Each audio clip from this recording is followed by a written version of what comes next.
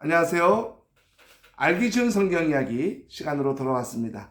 오늘은 여러분과 함께 빌레몬서를 함께 나누려고 하는데요.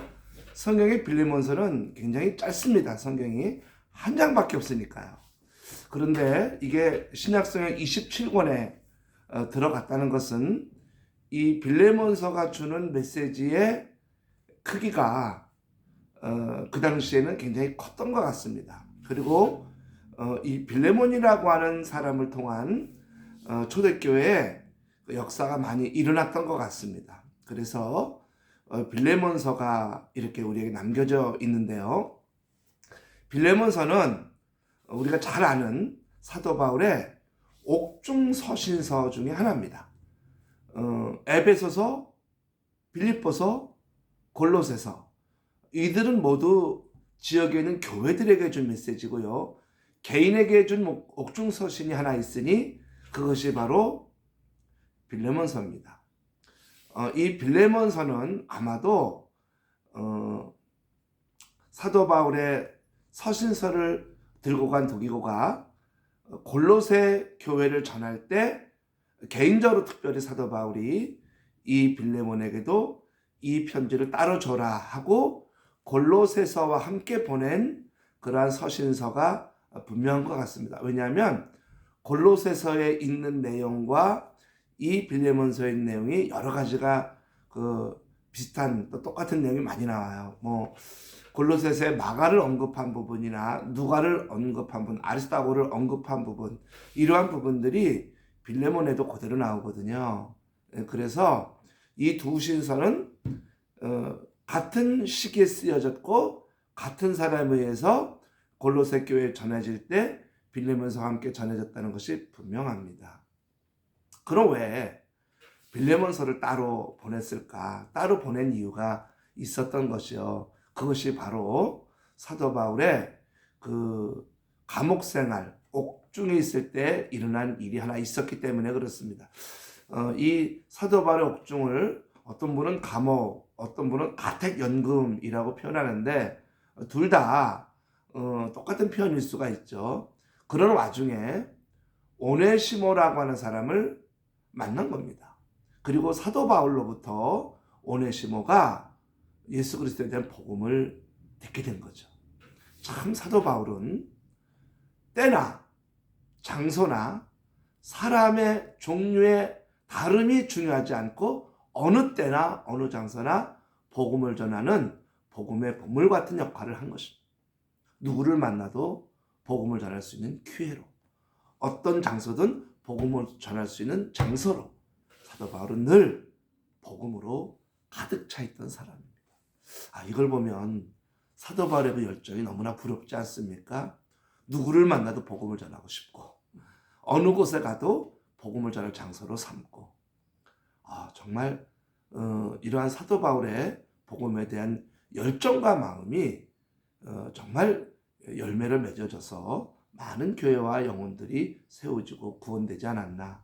그리고 지금도 사도 바울의 서신서를 통해서 수많은 사람들의 영혼이 울림이 있고 예수 그리스도를 만나게 되는 통로로 서신서가 쓰이고 있지 않나 그런 생각이 되면서 사도 바울의 그 복음에 대한 열정을 다시 한번 우리가 갖게 되는 그런 마음을 갖게 되는 시간인 것 같습니다. 거기에서 오네시모를 만나서 예수 그리스도의 복음을 전하니까 주님의 복음이 들어오니까요. 오네시모가 자기 간증을 합니다. 자기 간증을 하는데 깜짝 놀랄 간증을 하죠. 그것은 바로 자기는 노예 중에 도망친 노예다. 여러분 우리나라 드라마 중에 추노 있잖아요. 당시 노예가 도망을 가면 나중에 누군가에 잡힐 때 죽여도 됩니다. 시신만 가져와도 포상을 해줘요. 이 현상금을 붙여가지고. 그리고 잡혀온 노예들은 얼굴에다가 이렇게 글씨를 씁니다. 우리나라 추노 드라마도 이렇게 얼굴에 글씨를 써버리잖아요. 다시는 도망도 못 가고 다시는 다른 일을 할 수 없을 정도로 얼굴에 그렇게 불로 된 쇠를 찢어가지고 그 흉터를 남겨요. 이 당시 여기도 그랬던 것 같습니다. 그래서 도망을 가면 문제가 되는데, 문제는 그냥 단순 도망이 아니라 이 오네시모는 그의 주인인 빌레몬에게 엄청난 금전적인 손해를 끼치고 도망. 아마 돈을 갖고 튀어라 그랬던 것 같아요. 많은 금전적인 손해를 끼치고 도망온 겁니다. 그런 그가 그 간증을 하는 거예요. 그때 사도 바울이 깜짝 놀란 거예요. 바로 그 빌레몬은 자기가 골로새 교회에서 복음을 전해 구원된 사람이거든요. 이 골로새 교회는 에바브로라고 하는 사람이 이제 사도 바울의 복음을 듣고 구원을 받아 골로새 자기 지역에 와서 교회를 세운 거예요. 에바브라. 그와 함께 이 골로새 교회는 또 하나의 교회를 잘 섬긴 사람이 있으니까 바로 빌레몬입니다.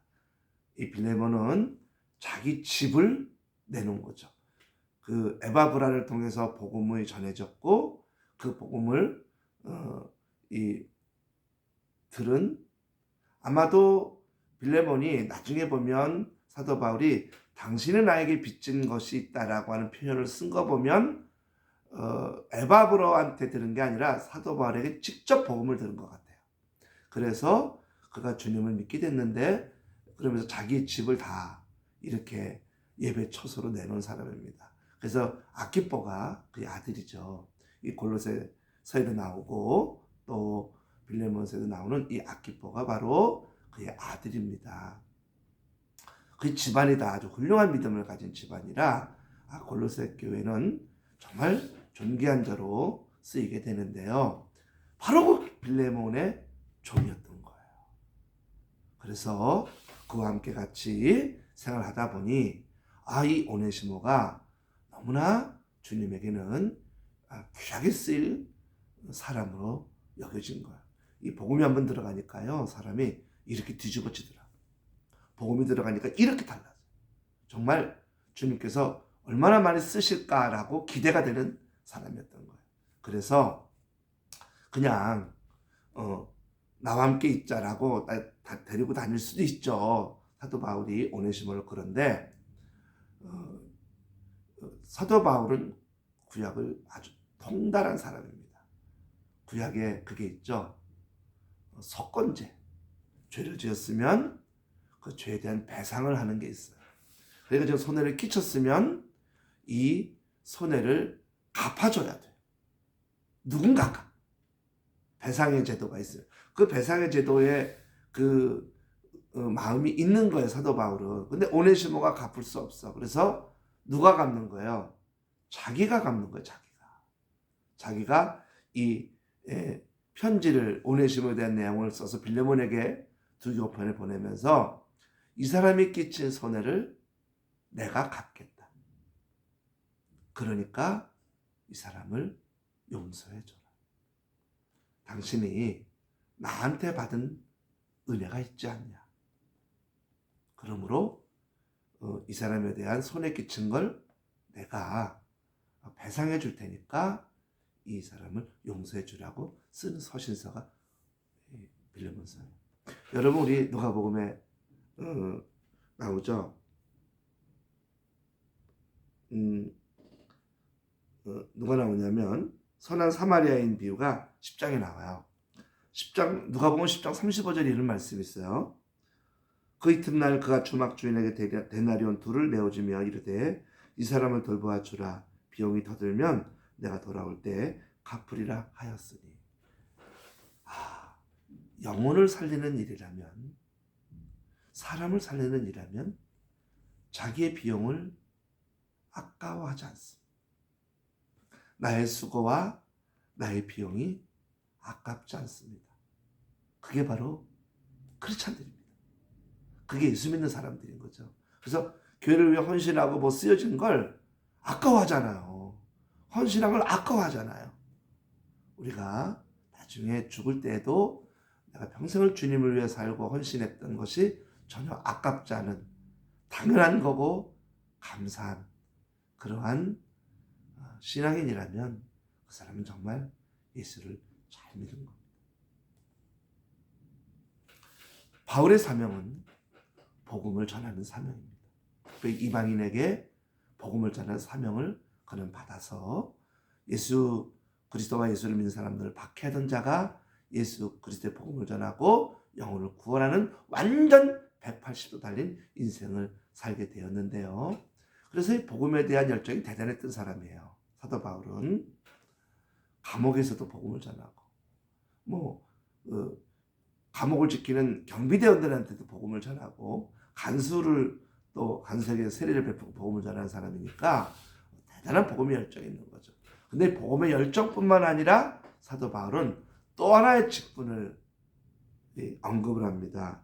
그것이 바로 뭐냐면 고린도후서 5장 18절 19절에 사도 바울이 우리는 새로운 직분이 하나 더 있다라고 얘기해요. 제가 읽어드릴게요. 고린도후서 5장 18절 19절 모든 것이 하나님께로 났으니 그가 그리스도로 말미암아 우리를 자기와 화목하게 하시고 또 우리에게 화목하게 하는 직분을 주셨으니 아멘. 어떤 직분을 받았다고요? 복음을 전하는 사도의 직분뿐만 아니라 화목케 하는 직분을 받았다. 그래서 지금 오네시모와 빌레몬 둘 다 너무나 훌륭한 분들이거든요. 근데 이게 얽혀있단 말이에요. 이것을 위해서 사도 바울이 화목의 제물로 지금 쓰이는 거예요. 자기 직분을 사용하는 거예요. 화목의 직분을. 화해의 직분을. 그래서 오네시모를 용서해 주라고. 손해를 끼쳤던 건 내가 다 갚겠다. 내게 전에 받았던 빛이 있지 않냐고. 그 빛이 복음의 빛인 거예요.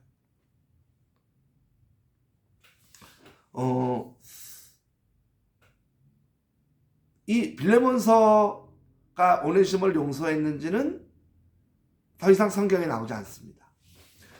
더 이상 성경에서는 그 뒤에 어떻게 됐나 얘기가 안 나와요.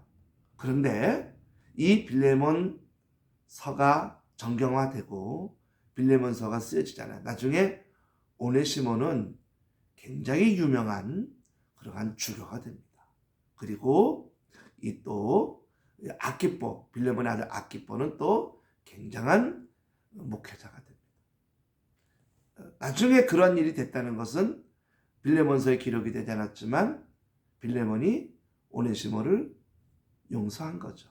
손해를 끼친 거 받지 않고. 사도 바울이 무슨 돈이 있겠어요. 그러니까 그거 받지 않고 용서해 줬을 겁니다. 그러니까 빌레몬서가 지금까지 전해져 내려오고 있는 것입니다. 제가 읽은 책 중에 이런 내용이 있습니다. 당신은 두 번째 화살을 맞지 마라. 누군가 내게 잘못을 해서 한 번 상처의 화살을 맞아요. 그런데 두 번째 화살이 뭐냐면 그 사람을 용서하지 못해서 내 안에 생기는 힘듦, 내 안에 생기는 어려움, 이제 그걸 기록한 내용인데 두 번째 화살을 맞지 마라. 그리고는 이렇게 말하라. 제가 그러고 싶어 그러는 게 아니야. 네, 저 사람이 그러고 싶어서 그러는 게 아니야 라고 생각해라. 우리에겐 주님이 계세요. 주님이 용서한 것처럼 우리도 용서해야 합니다. 주님이 나를 용서한 것처럼 누군가를 용서해 줘야 됩니다. 주님처럼 살아가는 게 우리죠. 용서. 참으로 힘든 일이지만 반드시 해야 되는 그리스도인의 일입니다. 당신은 화목의 직분을 받았기 때문이죠. 네, 빌레몬서 알기 쉬운 성경 이야기 오늘 여기까지입니다. 감사합니다.